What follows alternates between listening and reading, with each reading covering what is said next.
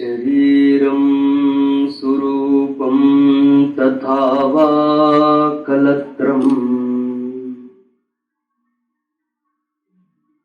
ಯಶಶ್ಚಾರು ಚಿತ್ರಂ ಧನಂ ಮೇರುತುಲ್ಯಂ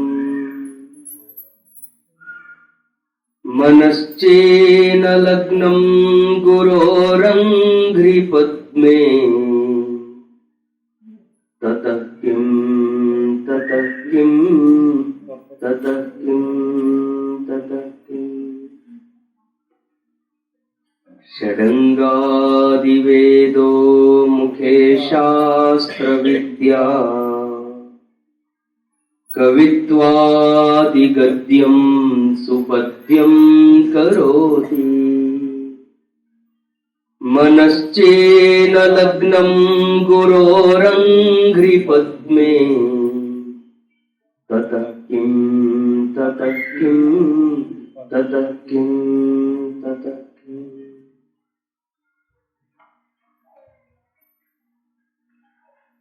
ಸದಾವಕಾಲ ಸ್ಮರಣೀಯರಾದ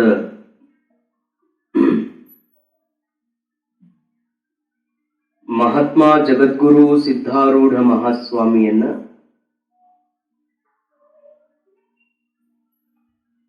ಸದ್ಗುರು ಷಣ್ಮುಖಾರೂಢ ಯತಿಗಳನ್ನ ಪರಮಾರಾಧ್ಯ ಶ್ರೀಮನ್ ನಿಜಗುಣ ಶಿವಯೋಗಿಯ ಕೈವಲ್ಯ ಸಾಹಿತ್ಯಕ್ಕೆ ಟೀಕಾ ತಾತ್ಪರ್ಯವನ್ನು ರಚಿಸಿ ಶತಾಯುಷ್ಯ ಪರ್ಯಂತರ ಹಳ್ಳಿ ಪಟ್ಟಣಗಳನ್ನು ಸಂಚರಿಸಿ ನಿಜಗುಣರ ಶಾಸ್ತ್ರ ಬೋಧಿಸಿ ಅನಂತ ಮುಮುಕ್ಷುಗಳ ಉದ್ಧಾರ ಕರ್ತೃಗಳಾದ ಆರೂಢ ಜ್ಯೋತಿ ಶಿವಪುತ್ರ ಅಜ್ಜನವರ ಪಾವನ ಸನ್ನಿಧಾನವನ್ನು ಭಕ್ತಿಯಿಂದ ಪ್ರಾರ್ಥಿಸಿ ಆತ್ಮಕಲ್ಯಾಣ ಕರ್ತೃ ಬೀಳ್ಗಿ ಪರಿವಾರದವರು ನಡೆಸುವ ಜ್ಞಾನ ಸಪ್ತಾಹ ಕಾರ್ಯದಲ್ಲಿ ಪ್ರತಿ ವರ್ಷ ಆಗಮಿಸಿ ತಮ್ಮ ವಿಶೇಷ ದರ್ಶನವನ್ನ ದಯಪಾಲಿಸುತ್ತಿದ್ದಂತಹ ಗುರುಗಳವರ ಪಾವನ ಚರಣಗಳನ್ನು ಸರೋಜದಲ್ಲಿ ಪ್ರತಿಷ್ಠಾಪಿಸಿ ಜ್ಞಾನ ಸಪ್ತಾಹದ ಮಹಾಮಂಗಲ ಕಾರ್ಯದಲ್ಲಿ ಭಾಗಿಗಳಾಗಿರುವ ಗುರುದೇವ ಆತ್ಮಾನಂದ ಪುಣ್ಯಾಶ್ರಮದ ಅಧ್ಯಕ್ಷರಾಗಿರುವ ಶ್ರೋತ್ರಿಯ ಬ್ರಹ್ಮನಿಷ್ಠ ಸಮರ್ಥ ಶಿವಾನಂದ ಮಹಾಸ್ವಾಮಿಗಳವರ ಪವಿತ್ರ ಅಂತಃಕರಣದಲ್ಲಿ ಪ್ರಣಾಮಗಳನ್ನು ಆಚರಿಸಿ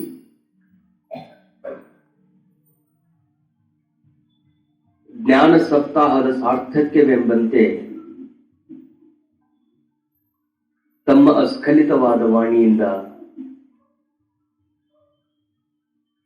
ಜೀವರ ಅಜ್ಞಾನವನ್ನ ಪರಿಹರಿಸಿ ವಿಶ್ರಮಿಸಿದಂತಹ ಅಧ್ಯಾತ್ಮ ಚಿಂತಕರಾದ ಪ್ರದೀಪ್ ಗುರುಜಿಯವರಲ್ಲಿ ಕೂಡ ಅನಂತ ಪ್ರಣಾಮಗಳನ್ನು ಆಚರಿಸಿ ತತ್ಪೂರ್ವದಲ್ಲಿ ಚಿಂತನೆಯನ್ನ ಎಡೆ ಮಾಡಿದಂತಹ ಕುಲಕರ್ಣಿ ಗುರುಗಳಲ್ಲೂ ಕೂಡ ಅನಂತ ಪ್ರಣಾಮಗಳನ್ನು ಆಚರಿಸಿ ಪವಿತ್ರ ಕಾರ್ಯದಲ್ಲಿ ಸಮಾವೇಶಗೊಂಡಿರುವಂತಹ ಪೂಜ್ಯ ಮಹಾತ್ಮರೇ, ಶಿವಸ್ವರೂಪಿಗಳೇ, ತಮ್ಮೆಲ್ಲರಿಗೂ ಶರಣು ಶರಣಾರ್ಥಿ.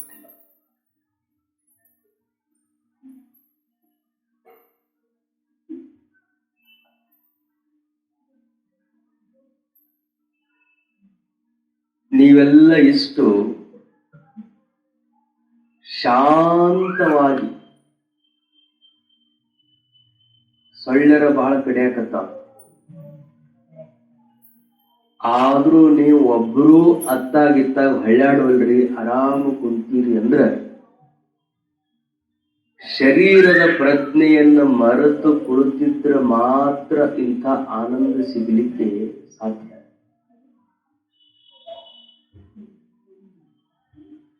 ಯಾಕಿಷ್ಟು ತನ್ಮಯರಾಗಿ ನೀವು ಆಲಿಸ್ತಾ ಇದ್ದೀರಿ ಅಂದ್ರ ಏನೋ ಒಂದು ವಿಶೇಷವಾದ ಆನಂದ ನಿಮ್ಮೊಳಗ ಉಂಟಾಗಕತ್ತೈತಿ ಅಂತಾನೆ ಅರ್ಥ. ಯಾವುದಿರಬೇಕದು ಆನಂದ? ಇಲ್ಲಿ ಕುಳಿತುಕೊಂಡಾಗ ಬೆಂಕಿ ಮುಂದ ಬೆಣ್ಣೆ ಕರಿದಂಗ ಹೌದಲ್ಲ ಹೌದಲ್ಲ ಅಂತ ಅನಿಸ್ತಿರ್ತದಲ್ಲ, ಅದೇ ಆನಂದ. ಮಹಾತ್ಮರು ಹೇಳುವಂತಹ ಮಾತುಗಳನ್ನ ಕೇಳುವಾಗ ನಿಮಗನಿಸ್ತಿರ್ತದೆ, ಹೌದು ಹೌದು ಹೌದು ಹೌದು, ಅವ್ರು ಹೇಳುವುದೆಲ್ಲ ಖರೆ ಅದ, ಹೇಳುವುದೆಲ್ಲ ಖರೆ ಅದ ಅಂತ ವಿಚಾರ ಮಾಡ್ಕೋಂತ ಕುಂತಿದ್ದಕ್ಕ ನಿಮ್ಮೊಳಗ ಒಂದು ರೀತಿಯ ಆನಂದ ಉತ್ಪನ್ನ ಆಗ್ತಿರ್ತದೆ. ಹಗೂರ್ಕ ಎದ್ದು ಈ ಗೇಟ್ ದಾಟಿದ್ರೆ ಅಂದ್ರೆ ಅದು ಮರ್ತು ಬಿಡ್ತದೆ, ಆಮೇಲೆ ದುಃಖ ಚಲುವಾಗಿ. ನಿಜ ಸುಖ ಎಲ್ಲಿ ಐತಿ ಅನ್ನುವಂತಹದ್ದರ ನೆನಹೇ ಆನಂದಕ್ಕೆ ಕಾರಣವಾಗ್ತದೆ. ಆ ಸುಖದ ಅರಸುವಿಕೆಯೇ ಜ್ಞಾನ. ಸುಖ ಇಲ್ಲದಲ್ಲಿ ಸುಖವನ್ನ ಹುಡುಕುವಂತಹದ್ದೇ ಅಜ್ಞಾನ. ಜ್ಞಾನವೇ ಸಂಪತ್ತು, ಅಜ್ಞಾನವೇ ವಿಪತ್ತು. ವಿಪತ್ತು ಅಂದ್ರೇನು? ದುಃಖ. ಸಂಪತ್ತು ಅಂದ್ರೇನು? ಆನಂದಕ್ಕೆ ಆಶ್ರಯವಾಗಿರುವಂತಹ. ನಿಜವಾದ ಆನಂದ ಎಲ್ಲಿದೆ ಅಂದ್ರೆ ಜ್ಞಾನದಲ್ಲಿದೆ. ದುಃಖ ಎಲ್ಲಿದೆ ಅಂದ್ರೆ ಅಜ್ಞಾನದಲ್ಲಿದೆ. ಹಾಗಾದ್ರೆ ಎರಡು ಅದಾವಂತ ಅರ್ಥ ಆಯ್ತು. ಒಂದು ಸುಖವನ್ನ ನೀಡುವಂತಹದ್ದು, ಮತ್ತೊಂದು ದುಃಖವನ್ನ ನೀಡುವಂತಹದ್ದು. ಅಜ್ಞಾನ ಅಜ್ಞಾನ ಅಜ್ಞಾನ ಅಂತ ಹೇಳ್ತಾರಲ್ಲ, ಏನಿದು ಅಜ್ಞಾನ ಅಂದ್ರ? ಅಜ್ಞಾನ ಅನ್ನೋದು ಸಂಸ್ಕೃತದ ಶಬ್ದ ಇದು. ಜ್ಞಾನ, ಜ್ಞಾನ ಶಬ್ದಕ್ಕೆ ವಿರುದ್ಧವಾಗಿರುವಂಥದ್ದು ಅಜ್ಞಾನ. ಇನ್ನೆರಡು ಶಬ್ದಗಳದಾವ.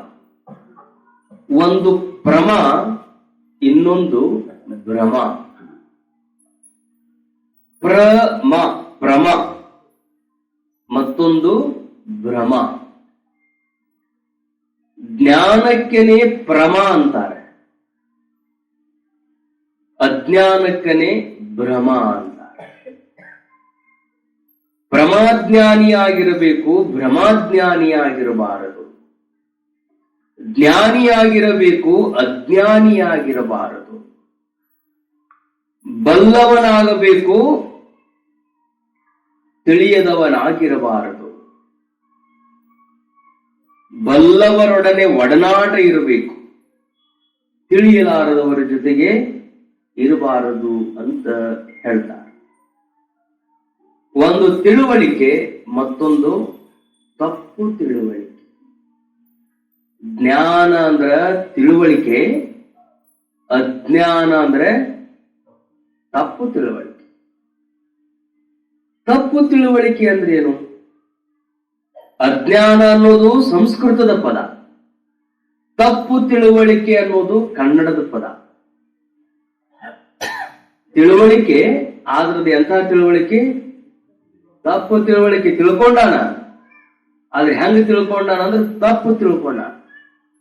ಅವನಿಗೆ ತಿಳಿದಿಲ್ಲ ಅಂತಲ್ಲ, ತಿಳಿದೈತಿ, ಆದ್ರೆ ಹೆಂಗ್ ತಿಳ್ದಾನಂದ್ರೆ ತಪ್ಪು ತಿಳ್ಕೊಂಡಾನ. ನಮ್ಮ ಬಗ್ಗೆ ಅವರು ತಪ್ಪು ತಿಳ್ಕೊಂಡಾರೆ, ಒಟ್ಟು ತಿಳ್ಕೊಂಡಾನ. ತಿಳ್ಕೊಂಡದ ಜ್ಞಾನ ಏನೈತೆ ಅಂದ್ರೆ ಅದು ತಪ್ಪದ. ತಪ್ಪು ತಿಳುವಳಿಕೆಗೆನೆ ಅಜ್ಞಾನ ಅಂತಾರೆ. ತಪ್ಪು ತಿಳುವಳಿಕೆ ಅಂದ್ರೆ ಏನಿದು? ತಪ್ಪು ತಿಳುವಳಿಕೆ ಅಂದ್ರೆ ಏನು? ತಪ್ಪು ತಿಳುವಳಿಕೆ ಅಂದ್ರ ಇದ್ದದ್ದು ಒಂದು, ತಿಳ್ಕೊಂಡಿದ್ದು ಅಂತ. ಇದ್ದದ್ದು ಬೇರೆ, ತಿಳ್ಕೊಂಡಿದ್ದ ಬೇರೆ. ನಮ್ಮ ಬಗ್ಗೆ ಅವರು ತಪ್ಪು ತಿಳ್ಕೊಂಡಾರ್ರಿ ಅಂದ್ರ ನಾವ್ ಏನದೀವಿ ಹಂಗ ತಿಳ್ಕೊಂಡಿಲ್ಲ. ನಾನು ಅವ್ರ ಬಗ್ಗೆ ವಿಚಾರ ಮಾಡಿದ್ದ ಬೇರೆ, ಅವ್ರು ತಿಳ್ಕೊಂಡಿದ್ದ ಅಂದ್ರೆ ಇದ್ದದ್ದು ಒಂದು, ತಿಳ್ಕೊಂಡಿದ್ದು ಇನ್ನೊಂದು. ಅದಕ್ಕೇನಂತಾರ? ತಪ್ಪು ತಿಳುವಳಿಕೆ ಅಂತ. ಮತ್ ಇದ್ದದ್ದು ಇದ್ದಂಗ ತಿಳ್ಕೊಂಡ್ರಿ ಏನಂತಾರಂದ್ರ ತಿಳುವಳಿಕೆ. ಹೆಂಗೈತಿ ಹಂಗ. ಹಾಲಿಗೆ ಹಾಲ ಅನ್ನು, ನೀರಿಗೆ ನೀರ ಅನ್ಬೇಕು, ಹಗ್ಗಕ್ಕ ಹಗ್ಗ ಅನ್ಬೇಕು, ಹಾವಿಗೆ ಹಾವ ಅನ್ಬೇಕು. ಹಗ್ಗಕ್ಕ ಹಾವು ಅಂದ್ರ ಹಗ್ಗಕ್ಕ ಹಾವು ಅಂದ್ರ ಅದಕ್ಕೇನಂತಾರ? ತಪ್ಪು ತಿಳುವಳಿಕೆ. ಮತ್ತ ಹಾವಿಗೆ ಹಗ್ಗ ಅಂದ್ರ ಅದು ತಪ್ಪ. ಹಗ್ಗ ಐತಂತ ತಿಳ್ಕೊಂಡು ಹಾವು ಹಿಡಿದ್ರ ಕಡಿತದ. ಹಗ್ಗ ಐತಂತ ತಪ್ಪು ತಿಳ್ಕೊಂಡು ಹಾವು ಹಿಡ್ಕೊಂಡ್ರ ಹಾವು ಕಡಿತದ. ಮತ್ ಇಲ್ಲದ ಹಾವನ್ನ ಹಗ್ಗದೊಳಗೆ ಭ್ರಮ ಮಾಡ್ಕೊಂಡ್ರೆ ಹೆದರಿಸ್ತದ, ಮುಂದೆ ಬರ್ಕೊಡಂಗಿಲ್ಲ. ಅಯ್ಯೋ ಹಾವು ಐತ್ ಕಾಣ್ಬೇಕು, ಹಾವು ಐತ್ ಕಾಣ್ಬೇಕು, ಹೆದರಿಸ್ತದ. ಯಾವುದಾದ್ರೂ ಹಗ್ಗದಲ್ಲಿ ಹಾವಿನ ಭ್ರಮ ಆದ್ರೂ ತಪ್ಪೆ, ಹಾವಿನಲ್ಲಿ ಹಗ್ಗದ ಭ್ರಮ ಆದ್ರೂ ತಪ್ಪ. ಇದ್ದದ್ದು ಇದ್ದಂಗ ತಿಳ್ಕೊಂಡ್ರೆ ಜ್ಞಾನ, ಇಲ್ಲದನ್ನ ಐತಿ ಅಂತ ತಿಳ್ಕೊಂಡ್ರೆ ಅಜ್ಞಾನ. ಇಷ್ಟ ತಪ್ಪು ತಿಳುವಳಿಕೆ ಮತ್ತು ತಿಳುವಳಿಕೆ. ಇದು ಸ್ಪಷ್ಟ ಜ್ಞಾನ ನಮಗಾಯಿತು ಅಂದ್ರೆ ತಪ್ಪು ತಿಳುವಳಿಕೆಯೇ ಅಜ್ಞಾನ, ಅಜ್ಞಾನವೇ ದುಃಖಕ್ಕೆ ಕಾರಣ. ಆ ದುಃಖದಿಂದ ಅನಂತ ಜನ್ಮಗಳು ನಮಗ ಪ್ರಾಪ್ತವಾಗ್ತಾ ಹೋಗ್ತಾವ. ನಿಜವಾದ ಜ್ಞಾನ ಆಯಿತು ಅಂದ್ರೆ ಆ ಜ್ಞಾನದ್ವಾರ ನಾವೆಲ್ಲರೂ ಮುಕ್ತರಾಗ್ತೀವಿ. ಮುಕ್ತರಾದ್ವಿ ಅಂದ್ರೆ ಆನಂದದಲ್ಲಿ ನಾವು ಯಾವಾಗ್ಲೂ ತುಂಬಿಕೊಂಡಿರ್ತೀವಿ. ಮತ್ತೆ ತಪ್ಪು ತಿಳುವಳಿಕೆ ಹೇಳಿದ್ರಿ, ಯಾವ ದೃಷ್ಟಾಂತದಿಂದ ನಮ್ಮ ತಿಳುವಳಿಕೆ ಬರ್ತದೆ? ಇದು ತಪ್ಪು ತಿಳುವಳಿಕೆ ಅಂದ್ರೆ ಇಲ್ಲದ್ದು ಐತಿ ಅನ್ನುವಂತ ಭಾವ. ಇದ್ದದ್ದು ಒಂದು, ತಿಳ್ಕೊಂಡಿದ್ದು ಮತ್ತೊಂದು. ಕಪ್ಪೆ ಭಾವಿಸ್ತದೆ. ಬಸವಣ್ಣನವರು ಒಂದು ದೃಷ್ಟಾಂತವನ್ನು ಹೇಳ್ತಾರೆ. ಕಪ್ಪೆ ಸರ್ಪದ ನೆರಳಲ್ಲಿರ್ಪಂತೆ ಎನಗಾಗಿತ್ತಯ್ಯ. ಹೆಂಗಾಗ್ಬಿಟ್ಟೈತಿ ಅಂದ್ರ ಕಪ್ಪೆ ಸರ್ಪದ ನೆರಳಲ್ಲಿ ಇರ್ಪಂತೆ. ಒಂದು ಕಪ್ಪೆ ಅದ, ಇನ್ನೊಂದು ಸರ್ಪದ, ಆ ಸರ್ಪದ ನೆರಳ. ಈಗ ನೀವು ಇಲ್ಲಿ ಕೂತ್ಕೊಂಡಿ, ಹಿಂದ್ ಲೈಟ್ ಹಚ್ಚಾರ, ಮುಂದೆಲ್ಲ ನೆಳದಿದೆ. ಹಂಗ ಒಂದು ಸರ್ಪ ಎಡೆ ಎತ್ಕೊಂಡು ಕುಂತ್ಕೊಂಡ. ಮಧ್ಯಾಹ್ನದ ಬಿಸಿಲು ಮ್ಯಾಲ ಭಯಂಕರ ಬಿಸಿಲದ, ತಾಪದ.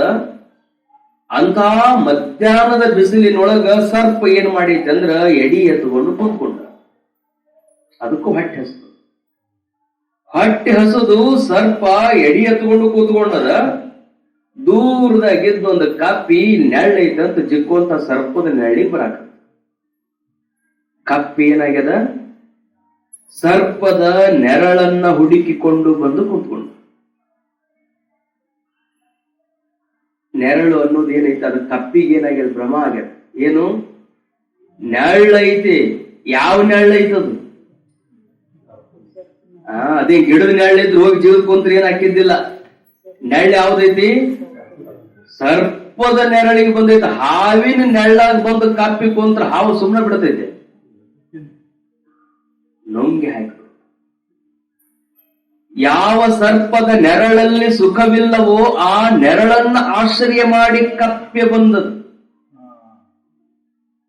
ಸರ್ಪದ ನೆರಳಿನಲ್ಲಿ ಸುಖ ಇಲ್ಲ, ಆ ಸುಖವನ್ನ ಆಶ್ರಯಿಸಿ ಕಪ್ಪೆ ಬಂತು ಅಂದ್ರ ಹೆಂಗ ಸರ್ಪ ತಾನು ನುಂಗಿ ಹಾಕಿ ಬಿಡುತ್ತದಲ್ಲ, ಹಂಗ ಈ ಜೀವಾತ್ಮನೆಂಬ ಕಪ್ಪೆ ವಿಷಯಗಳೆಂಬ ನೆರಳಿನ ವಾಸನೆಗೆ ಬಂದು ಆ ವಿಷಯ ಸುಖವನ್ನ ಅನುಭವಿಸ್ಬೇಕಂತದೆ.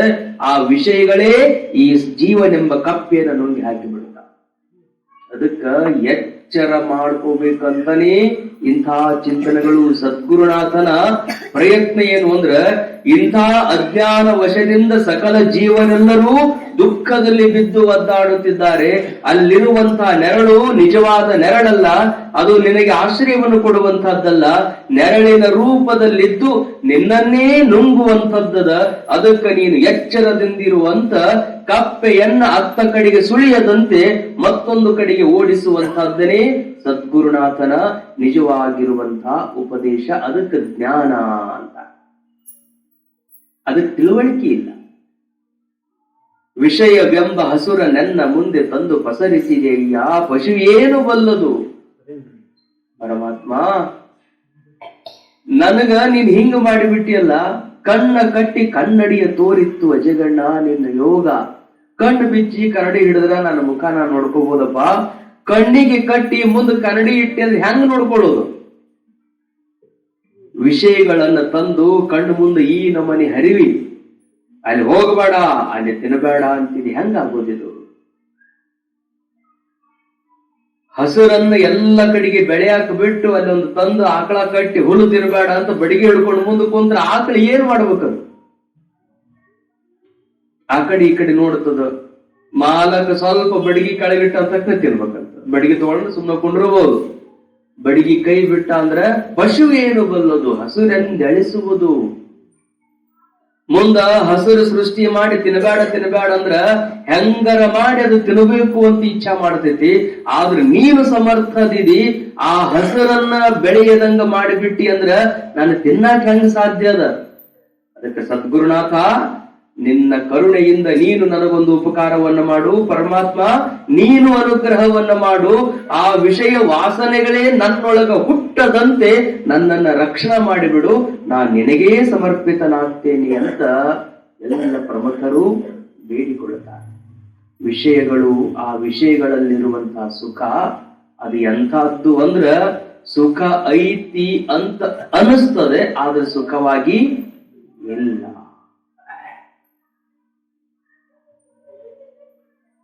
ಕಟುಕರ ಮನೆಯ ನಾಯಾಗಿ ಕೊಳೆತ ಮಾಂಸ ತಿನ್ನುವುದಕ್ಕಿಂತ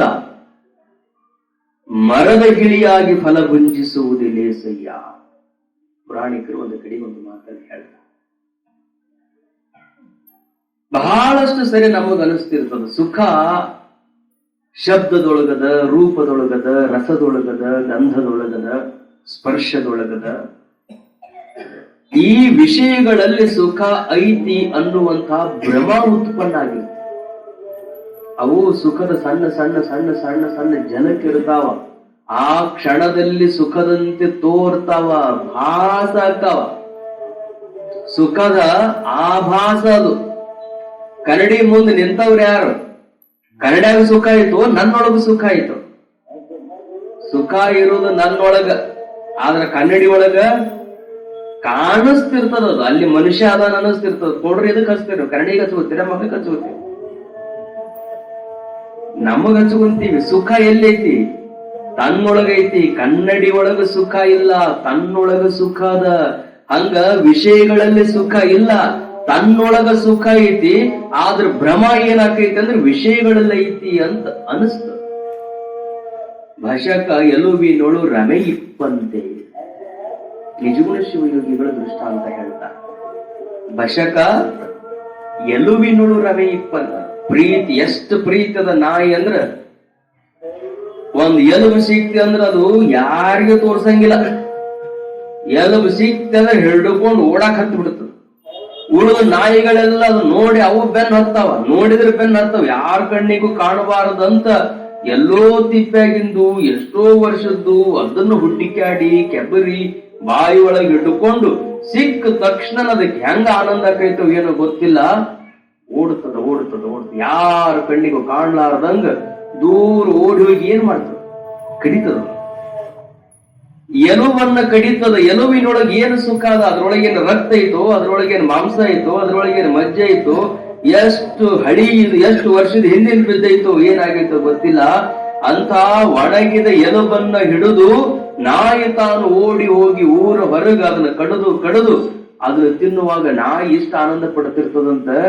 ಎಂಥ ರುಚಿ ಇಟ್ಟಿಯಪ್ಪ ದೇವ್ರ ಇದ್ರೊಳಗ ಅಂತೆ. ಅದಕ್ಕೆ ಯಾಕೆ ರುಚಿ ಅನಿಸ್ತಿರ್ತದಂದ್ರೆ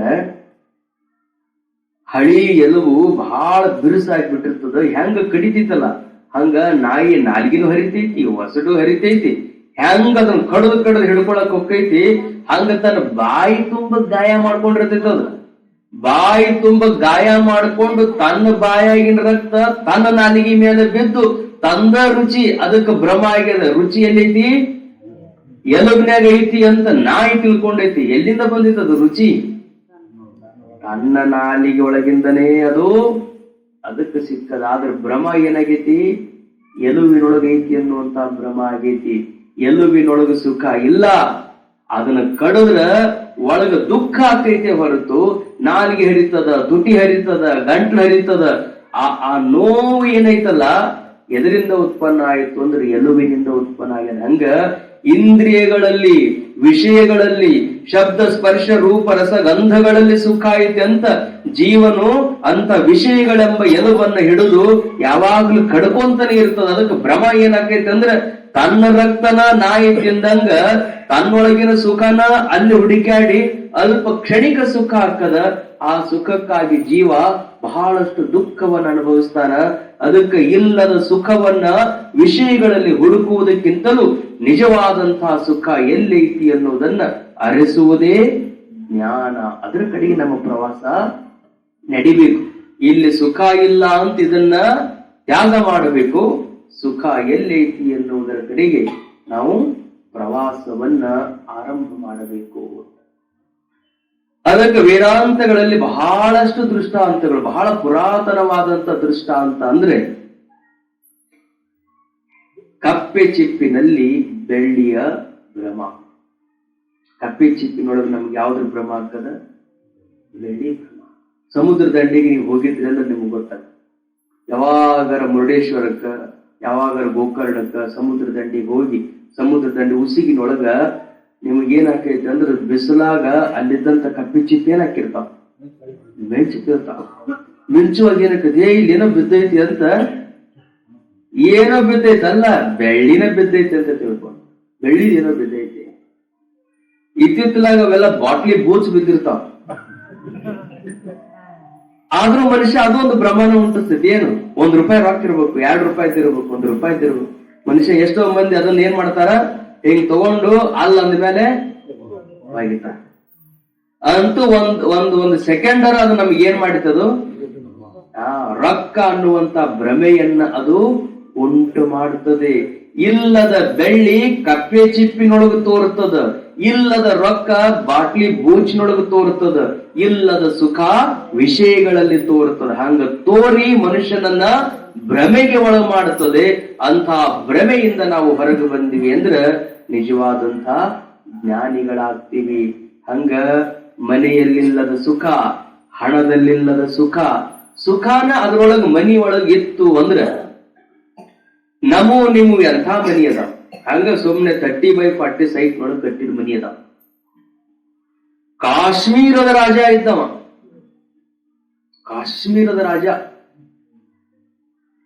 ಬಹುತರವಾಗಿ ನಮ್ಮ ದೇಶದ ಅತ್ಯಂತ ಶ್ರೀಮಂತ ರಾಜ್ಯ ಅಂದ್ರೆ ಕಾಶ್ಮೀರ. ಅಷ್ಟು ಸುಂದರ ಪ್ರಕೃತಿ ಅಂದ್ರೆ ಕಾಶ್ಮೀರ.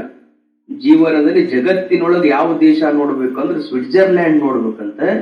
ಭಾರತದೊಳಗ ಹುಟ್ಟಿ ಒಂದು ಬಳಿಕ ಒಮ್ಮೆರ ನಾವು ಕಾಶ್ಮೀರ ನೋಡ್ಬೇಕಂತ. ಅಷ್ಟು ಸುಂದರವಾದಂತ ರಾಜ್ಯ. ಕಾಶ್ಮೀರದ ರಾಜನಾಗಿದ್ದಂಥವ ಮಧ್ಯರಾತ್ರಿ ಒಳಗೆ ಎದ್ದು ಹೆಂಡತಿಗೊಂದು ಮಾತು ಹೇಳಿದ. ಬಂಗಾರದ ಕಾಟ್ ಮೇಲೆ ಮಲ್ಕೋತಿದ್ದ, ಬಂಗಾರದ ತಾಟಿನೊಳಗೆ ಊಟ, ಬಂಗಾರದ ಚರಿಗೆಗಳು, ಬಂಗಾರದ ಕಿರೀಟ, ಬಂಗಾರದ ಸಿಂಹಾಸನ, ಏನೆಲ್ಲವೂ ಬಂಗಾರಮಯ. ಆಳುಗಳು, ಕಾಳುಗಳು, ಎಷ್ಟು ಸೈನ್ಯ, ಇಷ್ಟೆಲ್ಲ ಇದ್ದಾಗ್ಯೂ ಅವನಿಗೆ ಬಂಗಾರದ ಪಲ್ಲಂಗದ ಮೇಲೆ ಮಕ್ಕೊಂಡಿದ್ರು ನಿದ್ದೆ ಹತ್ತಿದ್ದಿಲ್ಲ. ಎದ್ದ ಮಧ್ಯರಾತ್ರಿ ಎದ್ದವನ ಹೆಂಡತಿಗೆ ಹೇಳಿದ, ಇನ್ನಿಂದ ಈ ಸಂಪತ್ತೆಲ್ಲವೂ ನಿಂದು, ನನ್ನ ಕಿರೀಟ ಅದನ್ನೇ ನಿನಗೆ ಹಾಕಿಬಿಡ್ತೀನಿ, ಈ ಸಾಮ್ರಾಜ್ಯಕ್ಕೆ ನೀನಿನ್ನ ರಾಣಿ, ಮತ್ತೆ ನೀವು ಅಂತ ಕೇಳಿದ್ಲಕ್ಕೆ. ಅವಾಗ ನಾನಿಲ್ಲ, ಇದೆಲ್ಲವೂ ನನಗೆ ಬ್ಯಾಡ ಅನಿಸದ, ನಾನಿನ್ನ ಕಲ್ಯಾಣಕ್ಕೆ ಹೋಗಬೇಕು ಅಂತ ವಿಚಾರ ಮಾಡಿ. ಅವಾಗ ಹೆಂಡತಿ ಎಷ್ಟು ಸೂಕ್ಷ್ಮಮತಿ ಅಂದ್ರೆ ಆಕೆ ಅಂತಾಳ, ಇಷ್ಟೆಲ್ಲಾ ಜವಾಬ್ದಾರಿಯನ್ನು ಹೊತ್ತು ಮುನ್ನಡೆಸಿದಂತ ನಿಮಗ ಇದು ಸುಖ ಕೊಟ್ಟಿಲ್ಲ ಅಂದ ಬಳಿಕ ಆ ಕಿರೀಟ ನನ್ನ ತಲೆ ಮೇಲೆ ಇಟ್ಟುಕೊಂಡು ನಾನೇನು ಸುಖ ಪಡೋದದ, ಇದ್ರೊಳಗ ನಿಮ್ಮ ಜೊತೆಗೆ ನಾನು ಬರ್ತೀನಿ.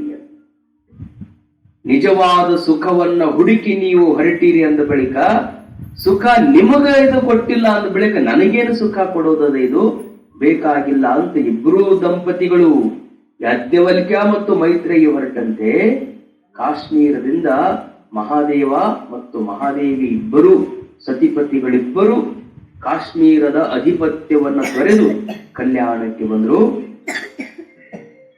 ಗುಡ್ಡಗಾಡುಗಳಲ್ಲಿ ಕಟ್ಟಿಗೆಗಳನ್ನು ಕಡಿತಿದ್ರು. ಆ ಕಟ್ಟಿಗೆ ಹೊರೆಯನ್ನೇ ಹೊತ್ತು ಪಟ್ಟಣಕ್ಕೆ ತಂದು ಆ ಕಟ್ಟಿಗೆಗಳನ್ನ ಮಾರಿ ಅರ್ಧಗಾಣಿಯ ಸೋಲ ಅರ್ಧಗಾಣಿಯ ಗೆಲ್ಲ. ಎಷ್ಟು ಕಟ್ಟಿಗೆಗೆ ತಗೋಬೇಕೋ ಅಷ್ಟೇ ತಗೊಳ್ಳೋದು, ಅವತ್ತಿನ ದಿವಸಕ್ಕೆ ಎಷ್ಟು ಬೇಕು ಅಷ್ಟನ್ನೇ ಮಾಡೋದು, ಬಂದದ್ದರಲ್ಲಿ ದಾಸೋಹನ ಮಾಡೋದು, ನಿಶ್ಚಿಂತವಾಗಿ ಆನಂದದಿಂದಿರೋದು. ಹೀಗೆ ಮಾರಯ್ಯನವರು ಹೇಳ್ತಾರೆ, ಮೋಳಿಗೆಯ ಮಹಾದೇವ ಹೇಳ್ತಾನೆ, ಬಂಗಾರದ ಕಿರೀಟವನ್ನು ಹೊತ್ತಾಗ ನನ್ನ ತಲೆಯಲ್ಲಿ ಸಾವಿರ ಸಾವಿರ ಚಿಂತೆಗಳು ತುಂಬಿಕೊಂಡಿದ್ದು, ಕಟ್ಟಿಗೆ ಹೊರೆ ಆ ಎಲ್ಲ ಚಿಂತೆಗಳನ್ನ ಇಳಿಸಿಬಿಟ್ಟು ಅಂತ. ಅಂದ್ರೆ ಸಂಪತ್ತಿನೊಳಗ ಅರಮನೆಯೊಳಗ ಬಂಗಾರದ ಪಲ್ಲಂಗದೊಳಗ ಮಲ್ಕೊಂಡವನಿಗೆ ಸಂಪತ್ತಿನೊಳಗ ಸುಖ ಇತ್ತು ಅಂದ್ರ ಅದನ್ನ ಬಿಟ್ಟು ಯಾಕೆ ಬರ್ತಿದ್ದ?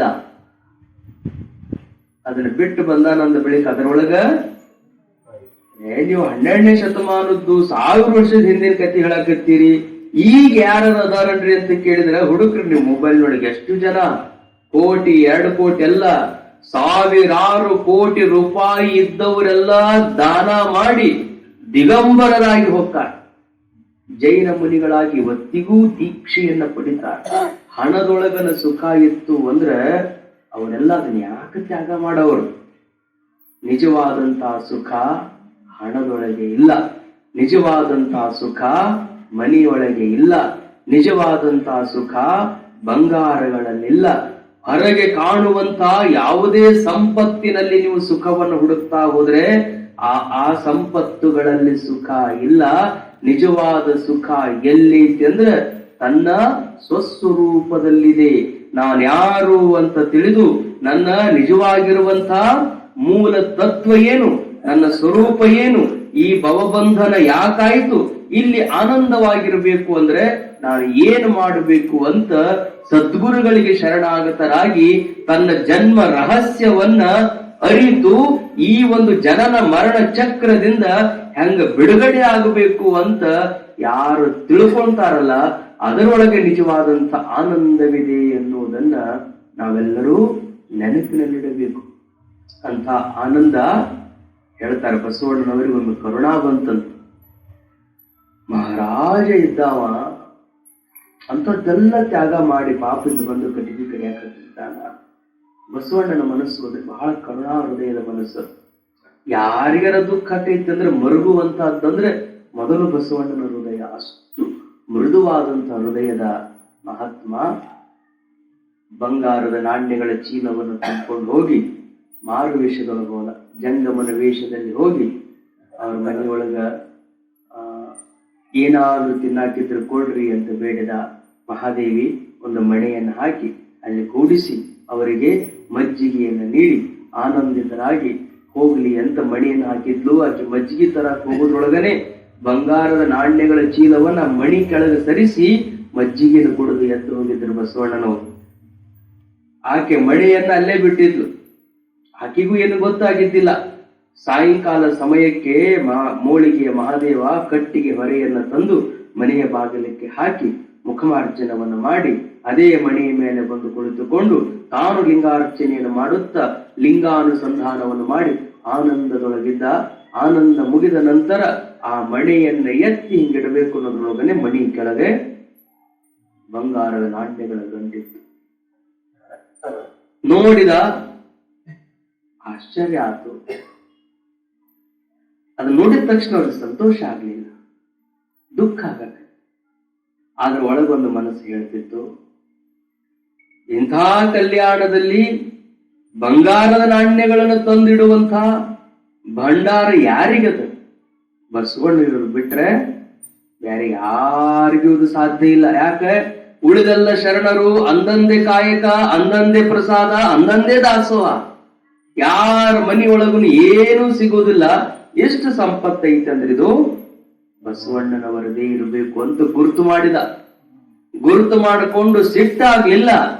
ಶರಣರಿಗೆ ಕಷ್ಟ ಐತಿ ಅಂತ ಬಸವಣ್ಣವರು ತಂದಿಟ್ಟಿರ್ಬೇಕು.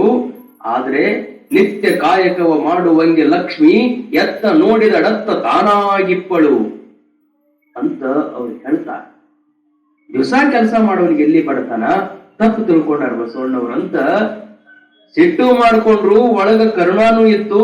ಅದೇ ಭಾವದಿಂದ ಬಸವಣ್ಣನವರ ಮನೆಗೆ ಹೋಗಿ ಹೇಳ್ತಾ, ನೀವಲ್ದ ಬೇರೆ ಯಾರು ಈ ಕೆಲಸ ಮಾಡಕ್ ಸಾಧ್ಯ ಇಲ್ಲ, ನಮ್ಮ ಮನೆಯಲ್ಲಿ ಇರಿಸಿದಂತಹ ನಾಣ್ಯಗಳ ಚೀಲವನ್ನ ಒಯ್ಬೇಕು ನೀವೀಗ ಬಂದು ಅಂತ ಹೇಳಿ ಬಸವಣ್ಣನವರನ್ನು ಕರ್ಕೊಂಡು ಅವರ ಜೊತೆಗೆ ಅನೇಕ ಶರಣರು ಕೂಡಿಕೊಂಡು ಮಾರಯ್ಯನವರ ಮನೆ ಬಾಗಿಲಿಗೆ ಬಂದು ನಿಂತುಕೊಂಡಾಗ ಮಾರಯ್ಯನವರು ಒಂದು ಅದ್ಭುತವಾಗಿರುವಂತ ಪವಾಡವನ್ನು ಮೆರೀತಾರೆ. ಏನು ಅಂದ್ರೆ, ಶರಣರಿಗೆ ಬಡತನ ಐತಿ ಅಂತ ತಿಳಿದಿರಿ, ಶರಣರಿಗೆ ಸಂಪತ್ತಿನ ಮೇಲೆ ಇಚ್ಛೆ ಇತ್ತು ಅಂದ್ರೆ ಕಾಶ್ಮೀರದ ಸಂಪತ್ತನ್ನು ಬಿಟ್ಟು ಬಂದು ಇಲ್ಲಿ ಕಟ್ಟಿಗೆ ಕಡಿದು ಬದುಕಬೇಕಾದಂತಹ ಪ್ರಸಂಗ ಇದ್ದಿಲ್ಲ.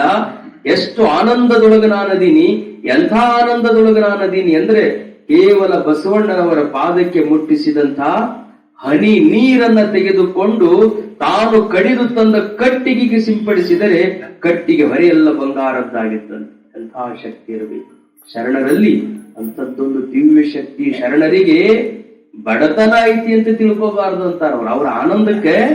ಅವರು ಮುಟ್ಟಿದ್ದೆಲ್ಲ ಚಿನ್ನ, ಅವರು ಮುಟ್ಟಿದ ಪದಾರ್ಥ ಎಲ್ಲ ಪ್ರಸಾದ, ಅವರು ಆಡಿದ ಮಾತುಗಳೆಲ್ಲ ಮಂತ್ರ, ಅವರು ನೀಡಿದ ನೀರೆಲ್ಲ ತೀರ್ಥ. ಇಷ್ಟು ಅವರು ಮೆಟ್ಟಿದ ಧರೆ ಪಾವನ ಆಗ್ತದ ಅಂದ ಬಳಿಕ ಅವರಿಗೆ ಸಂಪತ್ತಿನ ಕೊರತೆ ಇರ್ತದೆ? ಯಾವ ಕೊರತೆ ಇರಂಗಿಲ್ಲ. ಆದ್ರೆ ಅದರಲ್ಲಿ ಆನಂದ ಇಲ್ಲ ಅಂತ ಅವ್ರು ಕೈ ಬಿಟ್ಟಾರ, ಅದರಲ್ಲಿ ಸುಖ ಇಲ್ಲ ಅಂತ ಅವ್ರು ಏನ್ ಮಾಡ್ಯಾರ, ಅದನ್ನ ಕೈ ಬಿಟ್ಟಾರ. ಗೊಂಬಿಯೊಳಗ ಕೂಸಿಗೆ ಎಲ್ಲಿ ತರ ಸುಖ ಅನಿಸ್ತದ? ಆಟ ಆಡ್ತಿರ್ತದ, ಗೊಂಬಿ ತಗೊಂಡ ಅತ್ತಗೊಂಬ ಹೋಗಿತ್ತದ, ಇತ್ತಗೊಂಬಿ ತೆಗಿತದ, ತೆಲಿಗೆ ಬಿಡ್ಕೊಂತದ, ಕಾಲಿಗೆ ಬಿಡ್ಕೊಂತದ, ಆ ಸಪ್ಳಕ್ಕ ಆನಂದವನ್ನು ಪಡ್ತದ. ಎಲ್ಲಿವರೆಗೂ? ನಿದ್ದಿ ಬರೋ ತನಕ. ನಿದ್ದಿ ಒಳಗಿನ ಆನಂದ ಗೊತ್ತಾತು ಕೂಸಿಗೆ ಅಂದ್ರೆ ಗೊಂಬಿ ಕೈ ಬಿಡುತ್ತೆ. ಇನ್ನು ಗೊಂಬಿನ ಹಿಡ್ಕೊಂಡ ಮಕ್ಕೊಂತವನು ತಕೊಂಡ್ಬಿಡ್ತಾರ ಅವ್ರು. ಗೊಂಬೆಯನ್ನ ಕೈ ಬಿಟ್ಟು ಹೆಂಗ ಕೂಸು ತಾನು ನಿದ್ರಿ ಒಳಗ ಆನಂದವನ್ನು ಪಡಿತದಲ್ಲ, ಎಚ್ಚರಿರುತನ ಅಷ್ಟ ಗೊಂಬೆ ಜೊತೆಗೆ ನಿದ್ದೆಯೊಳಗಿನ ಆನಂದದಲ್ಲಿ ಗೊಂಬೆ ಇಲ್ಲ, ಕೂಸನ್ನೋದು ಗೊತ್ತಿಲ್ಲ, ಹೆಣ್ಣನ್ನೋದು ಗೊತ್ತಿಲ್ಲ, ಗಂಡ ಅನ್ನೋದು ಗೊತ್ತಿಲ್ಲ, ಯಾವ ಮನೆಯಾಗದಿನ ಗೊತ್ತಿಲ್ಲ, ಏನ್ ಬಟ್ಟೆ ಹಾಕೊಂಡಿನ ಗೊತ್ತಿಲ್ಲ, ಎಲ್ಲವನ್ನ ಮರೆಸಿ ಹೆಂಗ ನಿದ್ದೆ ತಾನು ಆನಂದವನ್ನು ನೀಡುತ್ತದಲ್ಲ, ಹಂಗೆ ಮಹಾತ್ಮರಾಗಿರುವಂತವರಿಗೆ ಗೊಂಬೆಯ ರೂಪದಲ್ಲಿ ಹೊರಗಿನ ಸಂಪತ್ತುಗಳೆಲ್ಲ ಇರ್ತಾವ, ವ್ಯವಹಾರಕ್ಕೆ ಎಷ್ಟು ಬೇಕಷ್ಟು ಬಳಸುವಂತಾರ, ಆತ್ಮಾನಂದದಲ್ಲಿ ಅವರು ಯಾವಾಗಲೂ ಆನಂದದೊಳಗನೆ ಇರ್ತಾರೆ ಅನ್ನುವುದನ್ನ ಮೂಳಿಗೆಯ ಮಹಾದೇವರು ಲೋಕದ ಜನತೆಗೆಲ್ಲ ತಿಳಿಸಿಕೊಡ್ತಾರೆ. ಹೀಗೆ ಅಜ್ಞಾನ ಅಂದ್ರೆ ಇಲ್ಲದರಲ್ಲಿ ಐತಿ ಅನ್ನುವಂಥ ಭಾವ, ತಪ್ಪು ತಿಳುವಳಿಕೆಯನ್ನ ಮಾಡಿಕೊಂಡಿರುವಂತಹದ್ದು. ತಪ್ಪಾದ ತಿಳುವಳಿಕೆಯನ್ನು ತೆಗೆದು ಹಾಕಿ ನಿಜವಾದ ತಿಳುವಳಿಕೆಯನ್ನು ಮಾಡಿಕೊಳ್ಳುವುದನ್ನೇ ಜ್ಞಾನ. ನಿಜವಾದ ತಿಳುವಳಿಕೆ ಅಂದ್ರೆ ಯಾವುದು? ನಾನು ಯಾರು? ನಾನಂದ್ರೆ ಈ ಹೆಸರೇ, ನಾನಂದ್ರೆ ಈ ಶರೀರವೇ, ನಾನಂದ್ರೆ ಈ ಇಂದ್ರಿಯಗಳೇ, ನಾನಂದ್ರೆ ಪಂಚಕೋಶಗಳೇ, ಅನ್ನಮಯ, ಪ್ರಾಣಮಯ, ಮನೋಮಯ, ವಿಜ್ಞಾನಮಯ, ಆನಂದಮಯ ಕೋಶಗಳಂದ್ರೆ ನಾನೇನು? ಜಾಗ್ರತ ಸ್ವಪ್ನ ಸುಷುಪ್ತಿ ಅಂದ್ರೆ ನಾನೇನು? ನಾನಂದ್ರೆ ಯಾವುದು ಅಂತ ತನ್ನೊಳಗೆ ತಾನೇ ಹುಡುಕುತ್ತಾ ಹೋದಾಗ ಪಂಚಕೋಶ ಅತೀತನಾಗಿರುವಂಥವನು, ಭಾವಕ್ಕೆ ನಾನು ದೂರನಾಗಿರುವಂಥವನು, ಅವಸ್ಥಾತ್ರಯಗಳಿಗೆ ಸಾಕ್ಷಿಯಾಗಿರುವಂಥವನು. ಹೀಗೆ ತನ್ನಲ್ಲಿ ತಾನು ಆನಂದದಿಂದ ವಿಚಾರ ಮಾಡುತ್ತಿದ್ದಾಗ ತನ್ನ ತಿಳುವಳಿಕೆ ತನಗೆ ಆಗಿ ತಾನೇ ಆನಂದದಲ್ಲಿರ್ತಾನೆ. ಕಸ್ತೂರಿಯ ಮೃಗ ಎಲ್ಲಿಂದ ಬರ್ತದ ವಾಸನೆ, ಎಲ್ಲಿಂದ ಬರ್ತದೆ, ಎಲ್ಲಿಂದ ಬರ್ತದಂತ ಇಡೀ ಕಾಡು ತುಂಬ ಹುಡುಕ್ಯಾಡಿ ಸುಸ್ತಾಗಿ ತಾನ ಗಿಡದ ಕೆಳಗ ತನ್ನ ತಲೆಯನ್ನ ತನ್ನ ಹೊಕ್ಕಳದ ಹತ್ರಕ್ಕೆ ಹಿಂಗೆ ಇಟ್ಕೊಂಡು ಮಕ್ಕೊಂಡಾಗ ವಾಸನೆ ಎಲ್ಲಿ ಬರಾಕತ್ತಿದ್? ನನ್ನ ಮಕ್ಕಳೊಳಗ. ನಿಜವಾದ ಸುಖ ಎಲ್ಲೈತಿ? ತನ್ನೊಳಗನ ಐತಿ. ನಾವು ಸುಮ್ಮನ ಅದ್ರಾಗ ಐತೇನ್, ಇದ್ರಾಗ ಐತೇನ್, ಆ ಮನ್ಯಾಗ ಐತೇನ್, ಈ ಮನ್ಯಾಗ ಐತೇನ್, ಆ ಅಂಗಡಿಯಾಗ ಐತೇನ್, ಈ ಅಂಗಡಿಯಾಗ ಐತೇನ್, ರೊಕ್ಕದಾಗ ಐತೇನ್, ಆ ದೇಶದಾಗ ಈ ದೇಶದಾಗ ಅಷ್ಟ ಅಲ್ಲಿ ಚಂದ್ರ ಲೋಕದಾಗ ಐತೇನ್ ಅಂತ ಹುಡುಕಾಡಕ್ ಹೊಂಟಾರ. ಯಾವ ಲೋಕದಲ್ಲೂ ಇಲ್ಲ. ನಿಜವಾದ ಸುಖ ಎಲ್ಲೈತಿ? ತನ್ನೊಳಗನ ಐತಿ. ತಾನು ದೇವನೆಂದು ತಾನು ತಿಳಿದರೆ ಸಾಕು, ತನ್ನಲ್ಲಿನೇ ಅಂಥದ್ದೊಂದು ಆನಂದವಿದೆ ಎಂಬುದನ್ನ ಎಲ್ಲ ಮಹಾತ್ಮರು ಉಪದೇಶವನ್ನು ದಯಪಾಲಿಸ್ತಾ ಬಂದಿದ್ದಾರೆ. ಬಹಳ ಸಂತೋಷ. ಇಂಥ ಸಣ್ಣ ಸಣ್ಣ ಗ್ರಾಮಗಳಲ್ಲಿ ಅಧ್ಯಾತ್ಮವನ್ನು ಕುರಿತು ಎಷ್ಟು ಅರ್ಥಗರ್ಭಿತವಾದಂಥ ಚಿಂತನೆಗಳು ನಡೀತಾವ ಅಂತ ಕೇಳಿದ್ರೇ ಆಶ್ಚರ್ಯ ಅನಿಸ್ತದೆ. ಯಾಕಂದ್ರೆ ಈಗೆಲ್ಲ ಡಿಜೆ ಕಾಲೇಜ್. 1000 ಮಂದಿನ ಕೂಡಿಸ್ಬೇಕಂದ್ರೆ ಡಿಜೆ ಹಚ್ಬೇಕು ನೋಡ್ರಿ. ದೊಡ್ಡ ಟ್ರಕ್ಗಳನ್ನು ತಂದು ಟ್ಯಾಕ್ಟ್ರಿ ತಂದು ಊರ ನಡುಗುವಂಗ ಸೌಂಡ್ ಇಟ್ಟಿವಿ ಅಂದ್ರೆ ಎಲ್ಲೆಲ್ಲಿ ಇದ್ದವ್ರು ಎಲ್ಲರೂ ಬಂದಲ್ಲೇ ಡಿಜೆ ಸೌಂಡಿಗೆ ಡ್ಯಾನ್ಸ್ ಮಾಡೋದಕ್ ಮಕ್ಕಳನ್ನ ಬಿಡಬಾರ್ದು. ಯಾಕೆ ಬಿಡಬಾರ್ದ್ರಿ? ಅವೇನ್ ಆನಂದದಿಂದ ಇರ್ತಾವ, ಯಾಕ ಕುಣಿದ್ರಿ ಏನಾಕೈತಿ ಅಂತ ನೀವು ಅನ್ಬಹುದು. ಕುಣಿಯಾಕ ಬೇಡ ಅನ್ನೋದಿಲ್ಲ. ತಾಳ ತಂಬೂರಿ ತಗೊಳ್ರಿ, ಮೃದಂಗ ತಗೊಳ್ರಿ, ದಪ್ಪ ತಗೊಳ್ರಿ, ಇಲ್ಲಿ ನೀವು ದಿವಸ ಕುಣಿದ್ರು ತೊಂದ್ರೆ ಇಲ್ಲ. ಅದೇನಾಗ್ಬಿಡ್ತೈತೆ ಅಂದ್ರೆ ವರ್ಷಕ್ಕೊಮ್ಮೆ ಮನುಷ್ಯ ದಿವಸ ಕೆಲಸ ಮಾಡೋವನಿಗೆ, ದಿವಸ 20 ಕಿಲೋಮೀಟರ್ ನಡೆದು ಹೋಗಿ ಬರೋವನಿಗೆ ಒಂದ್ ದಿವ್ಸ 30 ಕಿಲೋಮೀಟರ್ ಹೋಗಿ ಬಂದಂದ್ರೆ ಅವ್ನಿಗೆ ಏನ್ ಅನ್ಸೋದಿಲ್ಲ. ಇವ ಮನೆಯಿಂದ ಹೊರಗನ ಹೋಗಿರೋದ್ರ ಒಮ್ಮಗ್ಲಿ 20 ಕಿಲೋಮೀಟರ್ ಹೋಗಿ ಬಂದಂದ್ರೆ ಏನಾಕೈತ ಅವ ಮೈ ಕೈ ಎಲ್ಲ ನೋವಕ್ಕವ. ಮೈ ಕೈ ಮುಂದ್ 4 ದಿವಸ ಅವ್ನಿಗೆ ಹೇಳಕ್ ಬರುದಿಲ್ಲ. ಬರೇ ಇನ್ನೂ ಸ್ವಲ್ಪ ಏನಾರ ಮೈ ಕೈಯಿಂದ ಸದೃಢ ಇದ್ದ ಅಂದ್ರ ಈ ಕುಣಿತಕ್ಕೆ ಏನಾಗ್ಬಿಡ್ತದಂದ್ರ ಒಳಗಿದ್ದ ರಕ್ತ ಕಾವು ರಕ್ತ ಏನಾಕೈತಿ ಕುದಿಯಾಕತ್ತದ. ರಕ್ತ ಕುದಿಯಾಕತ್ತೀವಿ ಅಂದ್ರ ನರಗಳಲ್ಲೆಲ್ಲ ರಕ್ತ ಸಂಚಾರ ಹೆಚ್ಚಾಕದ. ಒಂದೋ ದಿವ್ಸಕ್ಕನ ಆ ನಮೂನಿ ರಕ್ತ ಸಂಚಾರ ಹೆಚ್ಚಾಗ್ಬಿಡ್ತಂದ್ರ ಹೃದಯಕ್ಕ ಗೊತ್ತಿರಂಗಿಲ್ಲ. ಅದಕ್ಕೆ ದಿವಸ ಎಷ್ಟು ಮೆಲ್ಕ ಬರ್ತಿತ್ತು ಅಷ್ಟ ಪಂಪ್ ಮಾಡಿ ಎಲ್ಲಾ ಕಡೆ ಕಳಿಸ್ತಿತ್ತು. ಇವ ಒಂದೋ ದಿವ್ಸಕ್ಕನ ಈ ನಮೂನಿ ಕುಣಿಯಾಕತ್ತಾನ, ಅದ್ರಾಗ ಪ್ರಜ್ಞೆ ಇಲ್ದಂಗ್ ಕುಣಿಯಾಕತ್ತಾನ. ಹೃದಯ ನೋಡ್ತೈತಿ ನನಗೆಂದೂ ಹಿಂಗ ಆಗಿದ್ದಿಲ್ಲಲ್ಲ, ಇವತ್ತ್ಯಾಕೆ ಹಿಂಗ ಆಗಕತ್ತೈತಿ ಅಂತ ಒಂದ್ ಅರ್ಧ ತಾಸು ಅದು ತಡ್ಕೊಳ್ಳೋದ್ ಆಗ್ಲಿಲ್ಲ ಅಂದ್ರ ಅಲ್ಲೇ ಹಾರ್ಟ್ ಏನಾಗ್ಬಿಡ್ತದೆ, ಡಬ್ ಅಂತದ ಹಾರ್ಟ್ ಫೇಲ್ ಆಗಿ ಕುಣ್ಕೊಂತನ ಸತ್ತ ಹೋಗ್ಬಿಡ್ತಾರೆ. ಎಷ್ಟೊಮ್ಮೆ ಕುಣಿಯೋದು ತಪ್ಪನ್ನಂಗಿಲ್ಲ. ಒಂದ ದಿವ್ಸಕ್ಕ ವರ್ಷದಾಗ ಒಮ್ಮೆ ಆ ನಮನೆ 4-5 ತಾಸು ಗಡ್ಲಿಕ್ಕೆ ನೀವು ಕುಣಿದ್ರಿ ಅಂದ್ರ ಸಾಯಬೇಕನ್ನೋರು ಆ ನಮನಿ ಎಲ್ಲೋ ಬದುಕ್ತಾರಂದ್ರ ಅದು ಸುಮ್ನೆ ಏನೋ ಲಕ್ ಅಂತಾರಲ್ಲ ಹಂಗ. ಆದ್ರೆ ವೈದ್ಯ ವಿಜ್ಞಾನ ಹೇಳುತ್ತದೆ ಅಷ್ಟು ದೊಡ್ಡದಾದ ಶಬ್ದ ಕೇಳಿದ್ರೆ ಕಿವಿ ತೂತು ಬೀಳ್ತಾವ. ಸಣ್ಣ ವಯಸ್ಸಿನೊಳಗನೆ ಕಿವುಡುತನ ಬರುತ್ತದೆ. ಅಷ್ಟೇ ಅಲ್ಲ, ಹಾರ್ಟಿಗೆ ಎಷ್ಟು ಈ ವರ್ಷ ಅಂತೂ ಬಹಳ ಜನ ಸತ್ತ. ಯುವಕರೆಲ್ಲ ಕುಣಿಯುವಾಗನೇ ಅಲ್ಲೇ ಹಾರ್ಟ್ ಅಟ್ಯಾಕ್ ಆಗಿ ಸತ್ತಾರ. ಕೆಲವು ಮಂದಿ ಮರುದಿವ್ಸ ಸತ್ತಾರ. ಹಿಂಗೆಲ್ಲ ನಮ್ಮ ಮಕ್ಕಳಿಗೆ ಆಗಬಾರದು. ಅಂದ್ರೆ ಅಧ್ಯಾತ್ಮದಲ್ಲಿ ಕುಣಿತಕ್ಕೆ ದೊಡ್ಡ ಶಕ್ತಿ ಅದ. ಮೀರಾಬಾಯಿ ಕುಣಿತಿದ್ಲು, ಕಿನ್ನರಿ ಬ್ರಹ್ಮಯ್ಯನವರು ಕುಣಿತಿದ್ರು, ಎಲ್ಲ ಶರಣರು ಆನಂದದಿಂದ ಯಾವಾಗ್ಲೂ ಹಾಡ್ತಿದ್ರು, ಕುಣಿತಿದ್ರು. ಸೂರದಾಸರಿದ್ರು, ದೇವದಾಸರಿದ್ರು. ಎಷ್ಟು ಅದ್ಭುತವಾಗಿರುವಂತಹ ನೃತ್ಯ ಕೀರ್ತನೆಗಳನ್ನು ನಮ್ಮ ಹಿರಿಯರೆಲ್ಲ ಮಾಡ್ತಿದ್ರು. ಅಂತ ಆನಂದ ಅದು ಭಜನೆಯೊಳಗದ. ಸಾತ್ವಿಕವಾಗಿರುವ ಭಜನೆ ಇರಬೇಕು, ಕೇಳಿದ್ರನೇ ಆನಂದ ಅನ್ನಿಸ್ತಿರ್ಬೇಕು. ಅಂತ ಒಂದು ಸಂಸ್ಕೃತಿ ಇವತ್ತು ವಿಕೃತಿಯಾದಂತ ಕಾಲಘಟ್ಟದಲ್ಲಿ ನೀವಿಷ್ಟೇ ಜನ ಅದಿರನ್ನೋದಕ್ಕಿಂತಲೂ ಇಲ್ಲಿ ಬಂದಿದ್ದು ಒಂದೊಂದು ಎಲ್ಲವೂ ಮುತ್ತುಗಳ ರತ್ನಗಳೇ ಹವಳಗಳದವಂತ ನಾನು ಭಾವಿಸಿದ್ದೀನಿ. ಕಾರಣ ಬಹಳ ಕಿಮ್ಮತ್ತುಳ್ಳಂಥವ್ರು, ಬಹಳ ಅಧ್ಯಾತ್ಮದಲ್ಲಿ ಬಹಳ ಆಸಕ್ತಿ ಇದ್ದವರು ಮಾತ್ರ ಇಂಥ ಕಾರ್ಯಕ್ರಮಗಳಿಗೆ ಬರ್ಲಿಕ್ಕೆ ಸಾಧ್ಯತೆ. ಇಂಥದ್ದೊಂದು ಆಸಕ್ತಿಯನ್ನ ಈ ಊರಲ್ಲಿ 15 ವರ್ಷಗಳಿಂದ ನಿರಂತರವಾಗಿ ಅವರು ಮಾಡ್ತಾ ಬಂದಿದ್ದಾರೆ. ನಮ್ಮ ಸರಸ್ವತಿ ಅಮ್ಮವರು ನಮ್ಮ ಗುರುಗಳ ಹತ್ತಿರದಲ್ಲಿ ಬಿಜಾಪುರದಲ್ಲಿದ್ದಾಗಿಂದಲೂ ಅವರಿಗೆ ಇಂಥದ್ದೊಂದು ಅಧ್ಯಾತ್ಮದ ಹವ್ಯಾಸ. ನಾವೊಬ್ಬರೇ ಇದ್ರೊಳಗೆ ಪ್ರವೃತ್ತರಾಗೋದಲ್ಲ, ನಮ್ಮೊಂದಿಗೆ ಎಲ್ಲಾ ಶರಣ ಬಳಗ ಇರಬೇಕು ಅಂತ. ನಾವು ಆನಂದ ಇರ್ಬೇಕು ಅಂದ್ರೆ ನಮ್ಮ ಸುತ್ತಲಿದ್ದವರು ಆನಂದ ಇರ್ಬೇಕು. ನಮ್ಮ ಸುತ್ತಲಿದ್ದವ್ರು ಆನಂದ ಇದ್ರ ನಾವ್ ಆನಂದ ಇರಾಕ್ ಬರ್ತದ. ಅವಕ್ ಕಿರಿಕಿರಿ ಇತ್ತು ಅಂದ್ರ ಅವ್ ತಮ್ಮ ಕಿರಿಕಿರಿ ಇತ್ತು ಅಂದ್ರೆ ನಮ್ಮ ಮೈ ಮೇಲೆ ಹಾಕ್ತಾವ. ಸುತ್ತಲಿದ್ದವ್ರು ಆನಂದ ಇದ್ರೆ ನಮಗೂ ಆನಂದ ಇರ್ತದ. ಹಂಗೆ ನಾವೊಬ್ಬರೇ ಆನಂದ ಇರುವುದಲ್ಲ, ಇಡೀ ಊರಿನ ಓಣಿಯ ಬಳಗ ಎಲ್ಲವೂ ಆನಂದದಿಂದ ಇರಬೇಕು ಅಂತ ಇಂತಹ ಸುಂದರವಾದಂತಹ ಪ್ರಯತ್ನವನ್ನ 15 ವರ್ಷಗಳಿಂದ ಅವರು ಇದನ್ನ ಕಾಪಾಡಿಕೊಂಡು ಬಂದಿದ್ದಾರೆ. 15 ವರ್ಷ ಅಂತಲ್ಲ, ಹಿಂಗೆ ಶತಮಾನಗಳ ಕಾಲ ಈ ಒಂದು ಅಧ್ಯಾತ್ಮ ಸಂಸ್ಕೃತಿ ಮುಂದುವರಿಯಲಿ ಅಂತ ಹೇಳಿ ಪ್ರಾರ್ಥನೆಯನ್ನು ಮಾಡಿ, ಸುಂದರವಾದಂತಹ ಮನೆ, ಸುಂದರವಾದಂತಹ ಮನಸ್ಸು, ಸುಂದರವಾದಂತಹ ಇಂಥ ಎಲ್ಲ ಅಧ್ಯಾತ್ಮ ಜೀವಿಗಳ ಬಳಗ ಎಲ್ಲರಿಗೂ ಸದ್ಗುರುನಾಥ ಸಿದ್ಧಾರೂಢ ಸ್ವಾಮಿಯ ಆಶೀರ್ವಾದ ಇರಲಿ ಅಂತ ಪ್ರಾರ್ಥಿಸಿ 2 ಮಾತುಗಳಿಗೆ ವಿರಮಿಸುತ್ತೇನೆ.